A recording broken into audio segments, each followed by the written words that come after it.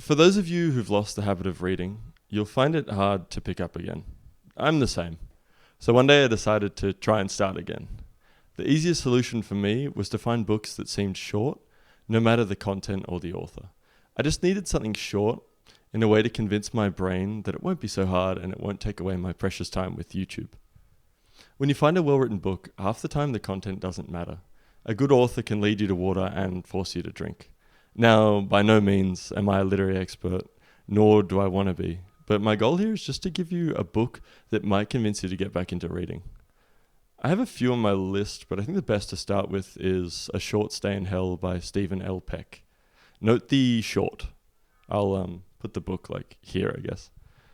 Stephen addresses a variety of concepts in this book through the lens of hell or the afterlife, depending on how you interpret it.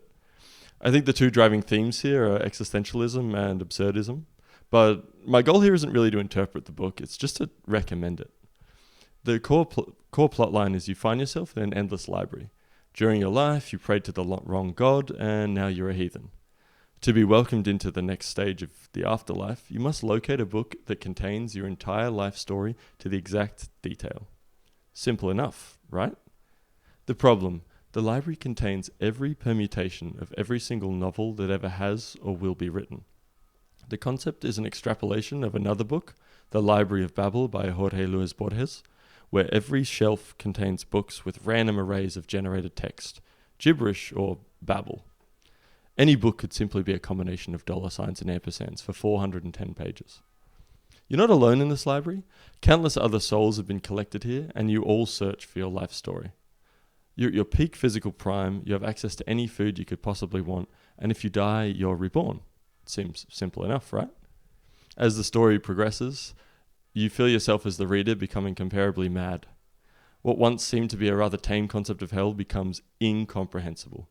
To even calculate the infinitesimal quantity of possible books would take years. I don't want to spoil any more, but Stephen captures the feeling of eternal suffrage perfectly. I could not put this book down. It's only around 100 or so pages long. It's not a big commitment, but it will leave a lasting mark. I want to reiterate, I'm not an expert. Honestly, I'm barely literate. Simply, I'm someone trying to get back into reading and encouraging others to do the same.